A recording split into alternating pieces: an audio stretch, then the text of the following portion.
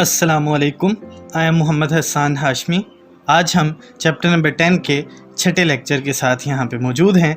आज हम 10.9 प्रोग्राम से लेके 10.11 तक तीनों प्रोग्राम्स को देखेंगे और कोशिश करेंगे कि इनको बेहतर तौर पे समझ सकें। सबसे पहले हम पहले प्रोग्राम 10.9 की बात करते हैं। स्टेटमेंट आपको स्क्रीन के ऊपर लिखी हुई नज़र आ रही है।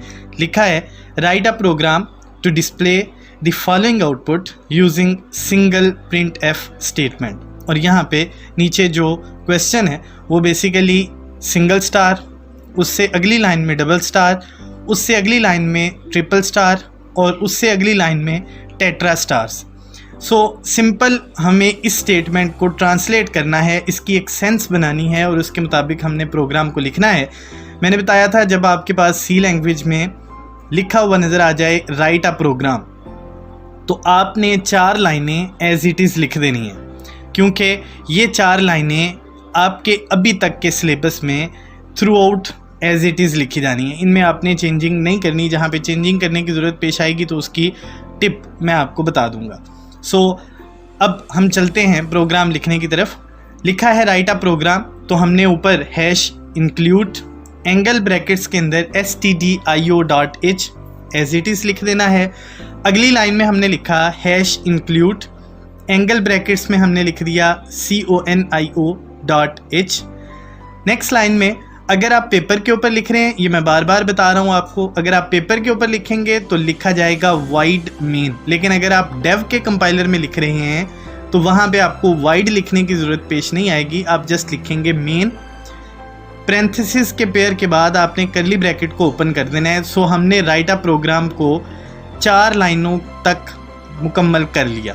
अब उसके बाद आगे अगर स्टेटमेंट हम देखें तो लिखा है to display the following output using single printf. मतलब एक प्रिंटफ की स्टेटमेंट को इस्तेमाल करते हुए हमने जो नीचे आउटपुट दी हुई है इसको हमने डिस्प्ले करना है। तो इसके लिए हम क्या करेंगे, हम यहाँ पे लिखेंगे प्रिंटफ, उसके बाद डबल कोटेशन मार्क्स के अंदर हमने लिखा स्टार \n, क्योंकि प्रीवियस लेक्चर के अंदर हमने देखा था न्यू लाइन या नेक्स्ट लाइन के लिए हम \n को यूज़ करते हैं, एस्केप सीक्वेंस है। तो हमने लिखा स्टार \n, फिर आगे 2 स्टार्स हैं तो डबल स्टार \n, फिर दोबारा लिखा क्योंकि हम उसको अगली लाइन में लेके जाना चाहते हैं एज आउटपुट। तीसरे नंबर पे हमने लिखा 3 स्टार्स, फिर उसके बाद \n और आखिर पे हमने लिख दिया 4 स्टार।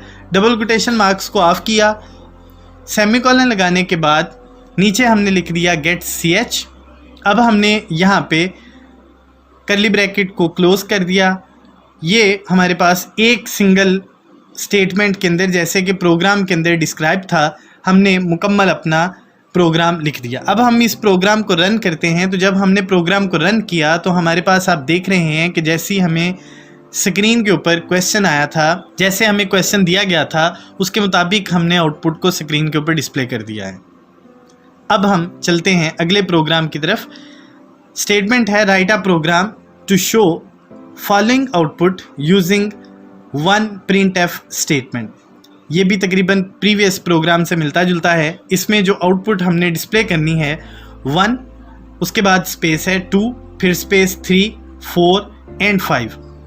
इनमें आपस में टैब है, स्पेस है।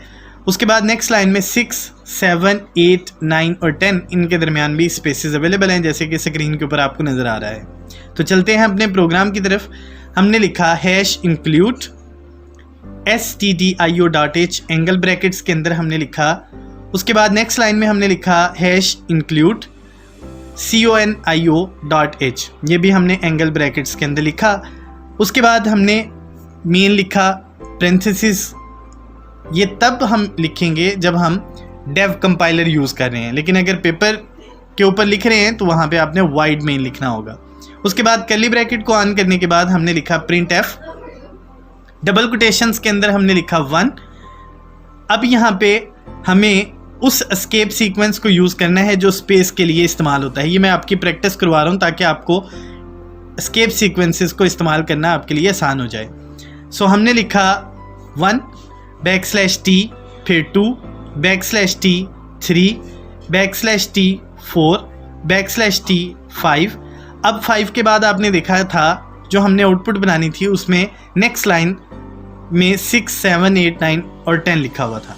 सो हमने \n के बाद लिखा 6 \t 7 \t 8 \t 9 और एंड पे हमने लिख दिया 10। डबल कोटेशन मार्क्स को हमने ऑफ कर दिया। एंड पे सेमीकोलन लगाने के बाद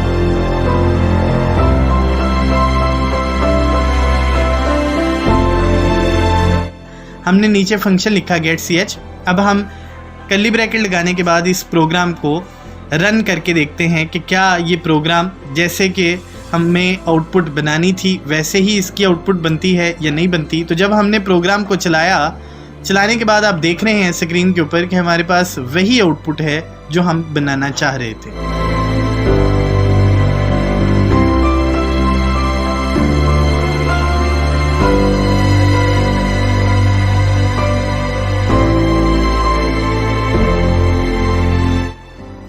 इसके बाद अगला प्रोग्राम भी इससे मिलता जुलता है। उसमें है write a program to show following output using 1 printf statement. एक printf स्टेटमेंट को इस्तेमाल करते हुए आपने जो नीचे दी हुई आउटपुट है वो बनानी है। वो आउटपुट क्या है? लिखा है पाकिस्तान इज़ माई कंट्री और इनके दरमियान भी स्पेसिस हैं। नेक्स्ट लाइन में लिखा हुआ है इस्लामाबाद इज़ इट्स कैपिटल, इनमें भी स्पेसिस मौजूद हैं। तो चलते हैं अपने प्रोग्राम की तरफ। बिल्कुल वही मेथड जो आपने पहले अडॉप्ट किया था उसी को आपने यहाँ पे भी यूज़ करना है। हमने लिखा #include, एंगल ब्रैकेट्स के अंदर हमने लिख दिया stdio.h। नेक्स्ट लाइन के अंदर हमने लिखा #include, एंगल ब्रैकेट्स के अंदर हमने लिख दिया conio.h। उसके बाद हमने यहाँ पे लिखा मेन, पेरेंथेसिस लगाने के बाद हम यहाँ पे कर्ली ब्रैकेट को यूज़ करेंगे और वहाँ पे लिखेंगे printf।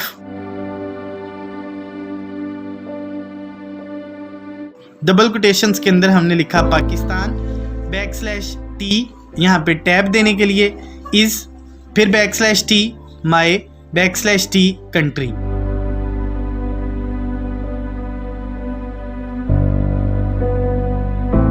Islamabad \t is, \t it's \t capital. और उसके बाद डबल कोटेशन मार्क्स को ऑफ करने के बाद हमने सेमीकोलन यूज़ किया।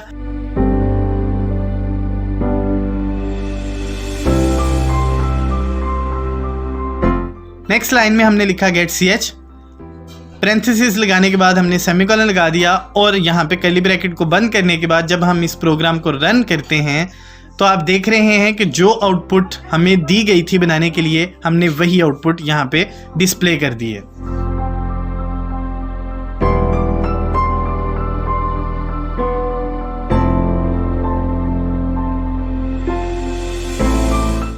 जी तो स्टूडेंट्स, आपने देखा कि हमने तीनों प्रोग्राम्स को जिसमें एस्केप सीक्वेंसेस इस्तेमाल हुए हैं हमने अच्छे तरीके से इसको करने की कोशिश की है। अगर आप समझते हैं कि आपको इसमें कोई भी मुश्किल पेश आई तो आप कमेंट सेक्शन में ज़रूर मुझे बताएं और कोशिश करें कि इससे मिलती जुलती कम से कम 2 या 3 एग्जाम्पल्स आप अपने तौर पे करें।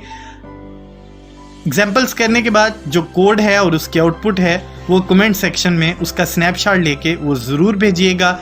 मुलाकात होगी इंशाल्लाह अगले लेक्चर के साथ। अपना बहुत ख्याल रखिएगा। अल्लाह हाफिज़।